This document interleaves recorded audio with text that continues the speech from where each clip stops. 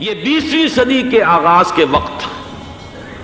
جسے ہم پورا کہتے ہیں مڈل ایسٹ، بلکہ صرف مڈل ایسٹ نہیں، پورا شمالی افریقہ سلطنت عثمانیہ کا حصہ تھا، خلافت عثمانیہ۔ لیبیا، الجزائر، مصر، پورا حجاز، یمن، پورا عراق، شام، اور یہ شام ہی کے حصے ہیں در حقیقت، اردن اور لبنان، یہ سب، یہ شام عرب، عراق عرب، یہ پورا علاقہ خلافت عثمانیہ یہ اس کا حصہ تھا۔ پہلی جنگ عظیم میں انگریزوں نے عربوں کو بغاوت پر آمادہ کیا، غداری پر آمادہ کیا، انہوں نے خلافت عثمانیہ کے خلاف بغاوت کی، بیج بوئے ان کے دلوں کے اندر نفرت کے، ابھارا انہیں کہ تم ترکوں کے غلام کیوں ہو، تمہیں خود حاکم ہونا چاہیے، تم کھڑے ہو جاؤ، ہم مدد کریں گے، تم بغاوت کرو، تم ان ترکوں کے خلاف ہماری مدد کرو، ہم تمہیں آزاد کر دیں گے، تم اپنے پاؤں پر خود کھڑے ہو جانا۔ یہ بہت ہی ہمارے لیے دردناک المیہ ہے اس پہلی جنگ عظیم کا۔ کرنل لارنس جیسا شخص، برطانوی استعمار، اور اس کے نتیجے میں عربوں نے بغاوت کی۔ اور اس قدر دردناک بات آپ کو بتا رہا ہوں، میں پہلی مرتبہ جب سن 62 میں حج کے لیے گیا مدینہ منورہ میں، ابھی وہ ریل کے انجن کھڑے ہوئے تھے۔ یہ ترکی کے زمانے میں، سلطنت عثمانیہ کے زمانے میں بغداد سے مدینے تک ریلوے لائن تھی۔ یہ پورا ایک عالم سلطنت عثمانیہ، صرف سلطنت نہیں، خلافت عثمانیہ، پوری ٹرینیں جو ہے ترکوں کی اڑائی گئی، ہزاروں ترکوں کو شہید کیا گیا، یہاں تک کہ صحن حرم میں شہید کیے گئے سینکڑوں ترک۔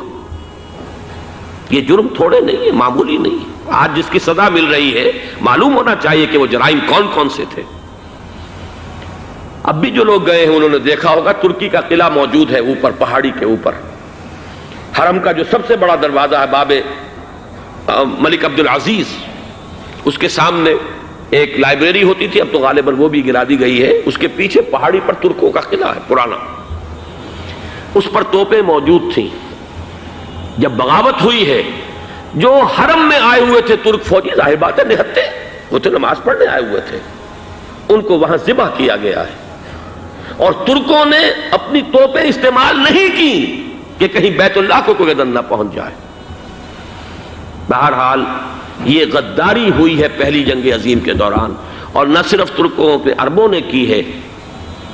جیسا کہ میں نے کہا تھا، دو ہیں سب سے بڑے مجرم روئے ارضی کے اوپر امت مسلمہ کے طبقات۔ ہمارا پنجابی سپاہی بھی جا کر انگریزوں کی مدد کر کے ایلن بی کو قبضہ جو لے کر دیا بغداد کا، اس میں ہمارے مسلمان پنجابی سپاہی بھی شامل تھے۔ یہ خون چکاں باب ہے ہماری تاریخ کا اس صدی کا۔ لیکن اس کے بعد سلطنت عثمانیہ کے ٹکڑے ہو گئے، چیتھڑے ہو گئے۔ ایک انگریز نے لکھا ہے، یہ جملہ ذہن میں بجھا ہوا جملہ،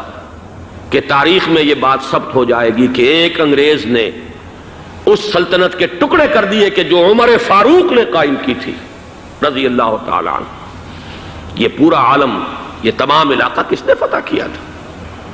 یہ بات ہاتھ بدل گئے تھے، پھر ترک آ گئے، خلافت عثمانیوں کے پاس چلی گئی، لیکن یہ سلطنت تو حضرت عمر رضی اللہ تعالیٰ عنہ کے زمانے سے چلی آ رہی تھی۔ اس کو ایک انگریز کرنل نے، اور اس نے بغاوت پہ آمادہ کر کے عربوں کو اور ترکوں کے پیٹھ میں چھرا ڈھپوا کر ان کے ذریعے سے اور ٹکڑے کر دیے۔ لیکن جب جنگ ختم ہوئی، اب انہوں نے کہا کہ اب ہمیں آزادی دیجیے، تو اب انہیں معلوم ہوا کہ غداروں کو دنیا میں کیا ملتا ہے، ٹکڑے کر دیے گئے۔ یہ حصہ عراق یہ انگریز کے پاس رہے گا، شام کا یہ علاقہ یہ فرانسیسیوں کے پاس رہے گا، مصر پر انگریزوں کا تسلط رہے گا، لیبیا اطالویوں کے پاس رہے گا، لے دے کر یہ جو علاقہ تھا حجاز، چونکہ وہاں کچھ تھا ہی نہیں، بوادٍ غیر ذی زرع، یہ عربوں کے پاس چھوڑ دیا گیا۔ اس وقت جو بادشاہ ہیں، شاہ حسین اردن کے، ان کے دادا سب سے بڑے غدار وہی تھے،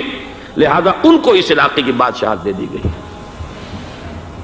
اس کے بعد نجد سے ایک تحریک اٹھی ہے، وہ سعودی جو خاندان ہے وہ نجد سے اٹھا ہے۔ نجد میں اس وقت کچھ بھی نہیں تھا، وہ تو صرف ریت کے تودے تھے اور کچھ بھی نہیں، لہذا ادھر کسی استعماری قوت کو دیکھنے کی ضرورت ہی نہیں تھی۔ وہ تو بعد میں تیل برآمد ہوا اور اس کی حیثیت ہو گئی، اور یہ امارات کا علاقہ جو ہے اس کی دنیا میں اب گویا کہ یوں سمجھیے کہ جو سب سے زیادہ اہم علاقے ہو سکتے ہیں روئے ارضی کے نقشے پر، ان میں سے ایک وہ ہو گیا، لیکن یہ اس وقت کی بات میں کر رہا ہوں، کوئی حیثیت نہیں تھی، لہذا اس کو چھوڑ دیا گیا۔ یہ ہے تاریخی پس منظر، یہ لکیریں جو کھینچی گئی ہیں، یہ ایک ملت اسلامیہ کو جو قومیتوں میں تقسیم کیا گیا، پھر نعرے لگوائے گئے المصر للمصریین الشام للشامیین۔ اب شامی ایک علیحدہ قوم ہو چکے ہیں، مصری ایک علیحدہ قوم ہو چکے ہیں، عراقی ایک علیحدہ قوم ہو چکے ہیں۔ یہ ساری تقسیمیں استعمار کی پیدا کرنا ہے، اس کا کوئی تعلق اسلام کے ساتھ نہیں۔ اب ضرورت تو اس بات کی تھی کہ استعمار کے پنجے جب یہاں سے کچھ ہٹے، دوسری جنگ عظیم کے بعد ایک دور آیا، امریکہ ابھرا ہے دنیا کی عالمی سطح پر سیاست میں، اس کے ہاں کچھ آزادی کے تصورات تھے، اس نے بھی سپورٹ کیا۔ برطانیہ کمزور ہو چکا تھا، وہ اتنے بڑے علاقے کو اب ہولڈ نہیں کر سکتا تھا، ہندوستان بھی آزاد ہوا، پھر یہ کہ اور دوسرے علاقوں سے بھی اس کو پسپائی اختیار کرنی پڑی۔ استعمار کے پنجے جس طرح بھی ہوئے، ان کے سینوں سے، عربوں کے سینوں سے جو ہے گویا کہ وہ ہٹے، لیکن امریکہ نے ایک اپنی بہت بڑی حکمت عملی جو اختیار کی، عالم عرب کے سینے میں اسرائیل کا خنجر پیوست کر دیا، تاکہ یہ کبھی آزاد نہ ہو جائیں، ہمارے انگوٹھے تلے رہے، ہماری پالیسی گورن کرے۔ یہ استعمار کا دوسری جنگ عظیم کے بعد جہاں برطانوی استعمار، فرانسیسی استعمار رفتہ رفتہ یہ ہٹنے شروع ہوئے، صدر ناصر نے انگریزوں کو اٹھا کر پھینکا میڈیٹرینین میں اور دوسرے جگہوں سے،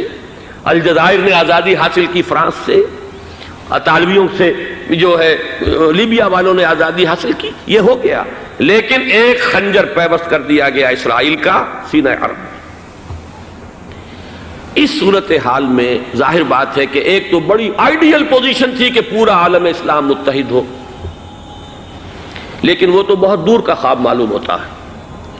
علامہ اقبال سے بڑا کوئی نقیب نہیں ہے ملت اسلامی کی وحدت کا، ایک ہو مسلم حرم کی پاسبانی کے لیے نیل کے ساحل سے لے کر تا بخاک کے کاشغر، لیکن انہیں بھی اپنے لیکچرز میں کہنا پڑا کہ اس وقت جو صورتحال ہے پورے عالم اسلام کی ایک وحدت بن جانا تو تقریباً ناممکن نظر آ رہا ہے، اگر کسی طرح ایک common wealth of Muslim nations وجود میں آ جائے تو بھی بڑی کامیابی ہوگی،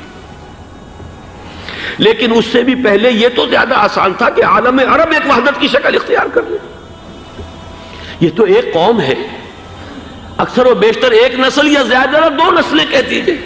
شمالی افریقہ میں بربر نسل بھی ہے، باقی تو سب عرب ہیں۔ یہ پورا عالم ایک نسل، ایک زبان، پورے اتنے رقبے کے اوپر بولے جانے والی ایک زبان، یہ تو ایک ہو جائے۔ افسوس یہ ہے کہ اس کا ایک ہو جانا، ایک شخصیت ابھری تھی جو مذہبی مزاج کی شخصیت تھی، جو دینی مزاج کی حامل شخصیت تھی، اگر اس کی قیادت میں عالم عرب متحد ہو جاتا تو واقعتاً ایک بہت بڑا جو ہے مرحلہ وہ طے ہو جاتا پوری عالمی ملت اسلامیہ کی ایک وحدت اختیار کرنے کا۔ وہ شخصیت تھی شاہ فیصل شہید کی، اور اس لفظ کے ساتھ ہی آپ کے ذہن میں آ گیا ہوگا کیوں انہیں شہید کر دیا گیا، کس نے کیا کرایا، کہاں سے تعلیم حاصل کر کے آیا تھا وہ جس نے شہید کیا شاہ فیصل شہید کو، اس کی گردن پر کون سوار تھی، وہ یہودی لڑکی کے جس کے فوٹو بھی شائع ہوئے، ایک گردن پر اٹھائے کھڑا ہوا شہزادہ اپنی ایک یہودی دوست کو، لڑکی کو، اور وہی ہے کہ جس نے جا کر پستول سے شہید کیا ہے۔ جان میں اچھی طرح جان لیجئے، جیسے بارہا میں نے عرض کیا ہے کہ حضرت عمر کو شہید کرنے والا کہنے کو ابو لولو فیروز تھا، لیکن اس کے پیچھے پورا ایرانی نسل پرستی کا جو پورا پس منظر ہے، اسے تو ہر شخص جس کی ذرا بھی نگاہ جو ہے جو صرف منظر کو نہ دیکھ رہی ہو، پس منظر کو بھی دیکھنے والی ہو، وہ تو جان لے گی کہ ابو لولو فیروز ایک فرد کا نام نہیں تھا، وہ ایران کا انتقام تھا عالم عرب سے۔ بالکل اسی طریقے سے یہ امریکی استعمار کا ہتھ کنڈا تھا، اسے محسوس ہوا۔ شاہ فیصل مذہبی مزاج کا شخص یہ ابھر رہا ہے، اور یہ شاہ فیصل کی حکمت عملی کا ذرا آپ اندازہ کیجئے۔ لاہور میں سمٹ کانفرنس ہوئی، اس میں وہ آئے، سب سے ٹاورنگ پرسنالٹی پورے اس وقت عالم اسلام کے اندر شاہ فیصل کی تھی، اور وہ گویا کہ ایک بہت ہی جس کو کہا جائے کہ ایک بہت ایلڈرلی، ایک بزرگانہ ایک شخصیت جو ہے اور انہوں نے اپنے دولت کے دروازے، عرب میں وہ مشہور تھے کہ نہایت خسیس اور بخیل انسان ہے، اس لیے کہ وہاں وہ خرچ کرتے تھے حساب کتاب کے ساتھ، لیکن ان کے خزانے کھلے ہوئے تھے عالم اسلام کے لیے، ادھر بھی مدد ہے، ادھر بھی مدد ہے، ادھر بھی کام ہو رہا ہے، ادھر بھی کام ہو رہا ہے۔ پھر انہوں نے تیل کا ہتھیار استعمال کر کے ایک دفعہ امریکہ کو دن میں تارے دکھا دیے تھے، لہذا ان کا ہٹایا جانا سین سے یہ امریکی استعمار کے لیے لازم تھا۔